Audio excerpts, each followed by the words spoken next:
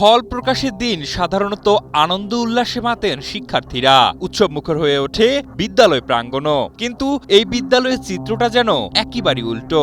এখানে এখন অনেকটাই থমথমে পরিবেশ। কারণ জানলে অবাক হবেন। একজন নয়, দুজন নয়, এই বিদ্যালয় থেকে এবার এসএসসি পরীক্ষায় অংশ নেয়া সকল শিক্ষার্থী অকৃতকার্য হয়েছেন। শুধু এই বিদ্যালয়ই নয়, একই জেলায় আরো 4টি বিদ্যালয়ের কোনো শিক্ষার্থী এসএসসি পরীক্ষায় পাশ করতে পারেননি। ফলাফল হলো আমার সব সাবজেক্টে ভালো হয়েছে, কিন্তু বিজ্ঞান সাবজেক্টে আমি ফেল করেছি আর কি। যে শিক্ষার্থীরা ভালো ফলের আশায় দিনের পর দিন বই খাতা নিয়ে প্রস্তুতি নিয়েছিল, ফলের তালিকায় তাদের নামের পাশে জ্বলছে অকৃতকার্য।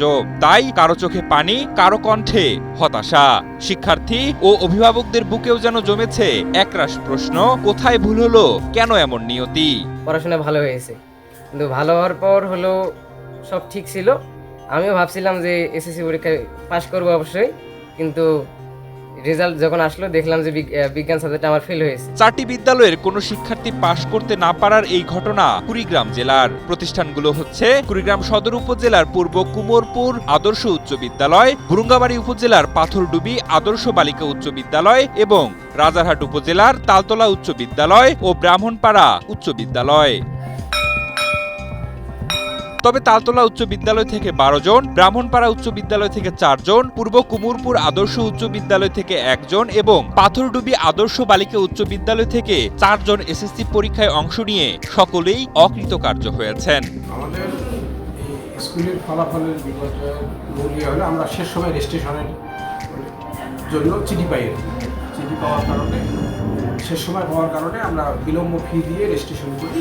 সেই সময় আমাদের বাচ্চা সব চলে গেছে।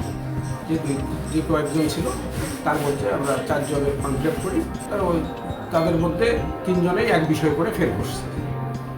আর আমাদের ওই সময় পর্যাপ্ত টিচার ছিল না এনটিআরসি থেকে।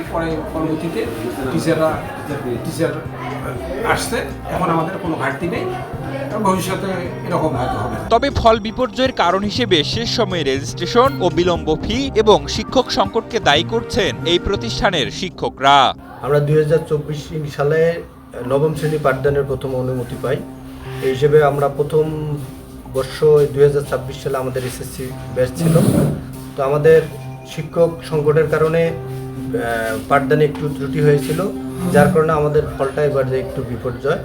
আমরা আশাবাদী আগামীবার ভালো ফলাফল করার চেষ্টা করব। এ বিষয়ে কুড়িগ্রাম জেলার শিক্ষা অফিসার মোহাম্মদ শফিকুল ইসলাম জানান যে 4টি শিক্ষা প্রতিষ্ঠানে ফল বিপর্যয় ঘটেছে, তাদের বিরুদ্ধে তদন্ত কমিটি গঠন করে ঊর্ধ্বতন কর্তৃপক্ষের মাধ্যমে প্রয়োজনীয় ব্যবস্থা নেওয়া হবে। 4টি প্রতিষ্ঠান শূন্য পাশ করেছে।